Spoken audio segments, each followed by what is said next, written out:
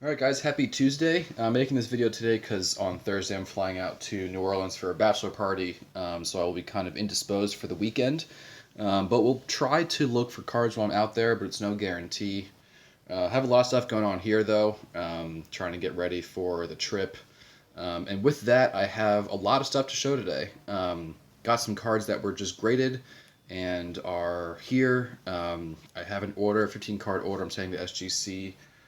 Probably today, and then I have some pickups from the weekend and some mail and stuff like that. So we'll start with pickups from the weekend. Some of the stuff is kind of a crossover, so if it kind of meets that kind of requirement, I'll just call it out. This is a Topps 3D Tatis. It's hard to kind of like get that on camera, but this is the Topps 3D. I got that for like around $200. You don't see them that often. These here are all pickups that I had over the weekend. This is from an LCS. This is a Willie Mays jersey number /43.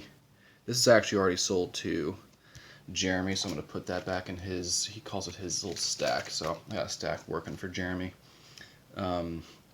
This really sweet Duke Snider patch is number /5. So for $50 I couldn't pass that up. They had some cool stuff. That was an LCS like in a mall in eastern Pennsylvania. They had some cool stuff there. It was a cool shop. Got this for $6 at a antique store, 61 Topps Robin Roberts. This was also $6. Cal Ripken Fleer rookie. And then these were the other two from the LCS. These were $2 each. So I feel like I could not pass that up. And then mail came yesterday. This 58 Teddy Williams. And then one for the PC. I totally stole this card. Does have a little wrinkle kind of like right in there. And it is a little angle cut, as a lot of these are, but I could not pass it up for the price that it was being asked for. So now I'm going to get into the cards that are going out to get graded. So a lot of really cool stuff in here.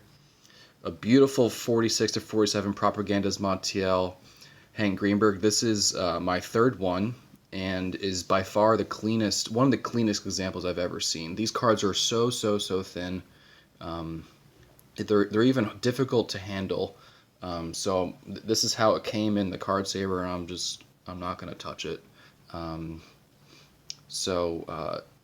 Gorgeous card. So very excited to have that one come back. I also bought, this is not my favorite issue of Hank's, but just a really nice example of the 48 blue tint. I have one already, you know, just to kind of complete or have that checked off in the Hank run, but again, not my favorite issue of his, so don't have many. 61 All-Star Mickey Mantle. This is a high number, and the 61 high numbers are pretty tough to find. This I got with the Williams and Greenberg together. So it does have some print lines across the middle, but otherwise, you know, centering is not great, but a pretty sharp card, probably like in the 5 to 6 range, I would say. This I stole from eBay, PC, Hank Greenberg raw. Got that for like right at $250, so I couldn't, you know, although it's like in the 1 to 1.5 range, with how these are selling right now, just can't turn it down. This is going to get reholdered because it has the sticker actually on the case. So 69 Topps Reggie Jackson rookie. It has a sticker right in the back there too. So, you know, a solid 4. I guess if they feel it necessary, they will bump it to a 4 or 5. But I'm not. Oops, little bump in the camera there. Not 100% certain that they will. This is a really special card though. This is another 46/47 Propagandas Montiel. This is a true Stan Musial rookie card. Although it's missing part of the card, you just don't see these. So as we know, the backs here are in Spanish, but this is such a hard card to find. So the price was right. I picked it up. We'll see how it gets. Expecting the authentic. Obviously, it's missing part of the card.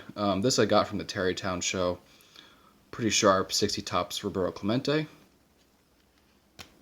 This was another low-grade steal. This was a $400 Jim Brown rookie. You know, although it's pretty beat up, you know, it is genuine. So even in a 1, I think I'll double my money on it.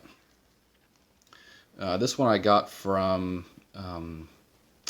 Charleston when I was vacationing. Not a bad card, probably in the 2 range. Sharp card here, but just not centered. 54 Bowman Willie Mays, definitely one of my more favorite cards of his. I've had a few of these over the course of time here. Just a great card. Now these next 2 were actually on consignment, but they'll do better once graded. 51 Bowman Ted Williams, nicely centered. And the 60 Fleer, I guess considered to be his last playing days card. And then 2 I actually haven't shown off here. I got these locally here in New York. This is an E94 of John McGraw. There's a wrinkle and a crease that goes across here, and when I was actually inserting the card into the card saver, I took off a piece of paper on the bill of his hat, like right on his face there, so it kind of sucks. But these cards, if you're ever handling them, are very, very fragile and very thin. Not like a T206, so lesson to be learned. Handle these with care, E94. The last one of the grading order going out is the W514 Ty Cobb. I got that at the same time as I got the McGraw. So, you know, it has a pretty good crease there across his chin, but the card is it's nicely sized, so I'm hoping that it gets a numerical grade. That would be kind of nice. So that's the grading order. And now to just wrap up, I will show the cards I got in from grading. Did okay on this order, some better than others. I actually expected a lower grade on this card, although it doesn't have a crease. It does have like a surface blemish here. And the periphery, the red border here is chipped up. I do have a 3 that looks a lot better than this card, but you know, that's kind of just how it goes. This is the 40 play ball that had that wrinkle in the back that I missed. This is kind of just like right in line with what I expected. This Jackie Robinson is a sweet card. Now the reason it, got a 3 is because there are rubber band marks right here. It's going to be really hard to discern on camera, but a gorgeous card. Ernie Banks rookie. It did get the miscut qualification, which I'm not thrilled about. You know, these cards have centering issues top to bottom. And although this one is a little cut off, as you can see, I wasn't expecting the miscut, but what can you do? This one I'm pretty disappointed about, and the seller gave me a really hard time getting this card from him. And, you know, he was like, it's a 6 or a 7. And I'm like, it's probably actually like a 5 because of the centering. And, you know, I'm pretty familiar with these cards. And so we went back and forth a lot. And he finally relented, bought the card from him, paid $13.50 for the card, not cheap. And it got the A. So the card does measure short top to bottom. I do not think it's trimmed or altered. It came from an original collection. With a lot of others that graded fine. So unfortunately, you know, I love the card. I just can't be into it for $1,350. So I am going to be returning it, which is just a bummer because I love the card. It's hard to have it for that price, knowing that you know, it is what it is. So that card eventually will be going back. Lesson to be learned here on these 55 Bowmans. This card is really, really sharp, but I think I'm just going to try to avoid this set from now on. They just have so much sizing issues. And although I don't think this one has sizing issue, like it fits so snug into the gasket, into the holder, I don't know. So what can you do? This one was a pleasant surprise.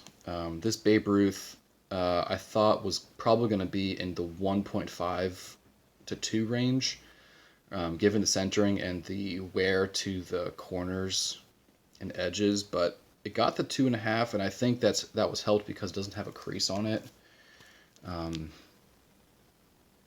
So very happy to have that. 2 more cards. Thanks for staying and watching. The Jimmy Fox got a 4. As my girlfriend was looking at these, she was like, "Those guys on the left look pretty ugly," and I would not disagree. So a solid grade. And the last card I thought was undergraded. This is a beautiful 69 Topps Nolan Ryan. I thought it was a 6 all day long. It just turned, you know, it is further evidence but that SGC really grades these vintage cards super tough. And I think everyone kind of knows that at this point, but it just further illustrates the fact. So that's what I got going on. Thanks guys for watching. I appreciate it, and have a great week.